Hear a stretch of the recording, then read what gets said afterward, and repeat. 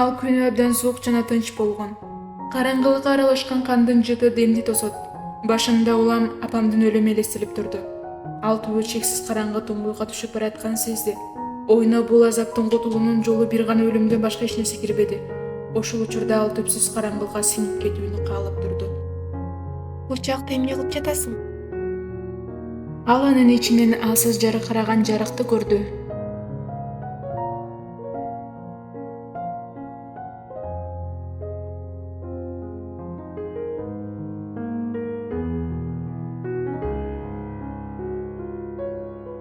Күн адилеттүү жана мээримдүү, бирок кээде ал татыктуу адамдарга жарыгын бергенди унутуп калат. Апам айткан, жашоо кара өрүктөн жасалган момпосуга окшош деп. Башында алкычкыл болот, андан кийин анын таттуу таамын сезе баштайсың. Бир аз жада баары жакшы болот. Сенин атың ким? Бул сыр.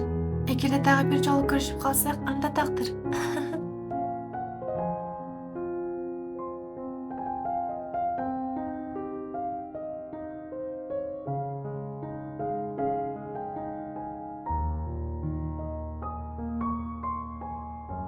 Лю Сипинь, Кытай тили мугалими, мектеп завучу.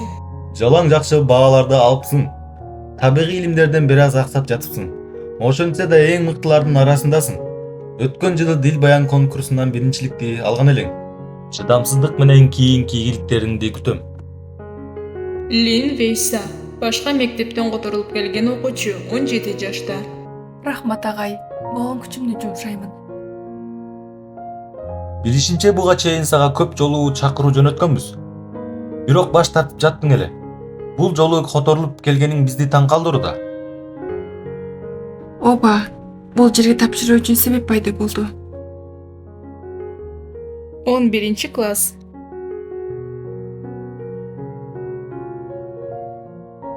Тынчтаңла, биздин класска жаңы окуучу которулуп келди. Мындан кийин биздин класстын өкүлү болот. Өзүңдү тааныштыр. Саламатсыздарбы? Менин атым Лин Вейса. Сиздер менен таанышканыма кубанычтамын. Абдан назик жана ак жумал экен. Которулуп келери менен биздин класстын өкүлү болду. Жакшы окуйт окшойт. Начар кийиниптир, баары бир кембагал.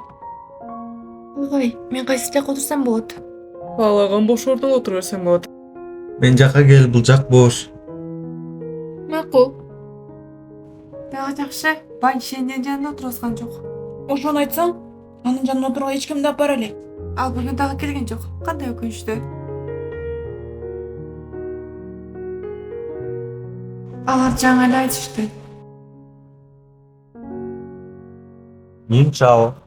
Лин Вейса, сен дагы мен сыяктуу башка мектептенсиңби? Билген эмес белең. Мектеп аброюн көтөрүш үчүн жыл сайын аз камсыз болгон үй бүлөлөрдүн балдарын кабыл алышат.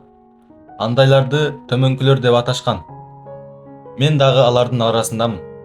Мындан сырткары жогоркулары дагы бар. Бирок алардын комуна кошулсаң, канчалык чын жалган экениңди билесиң.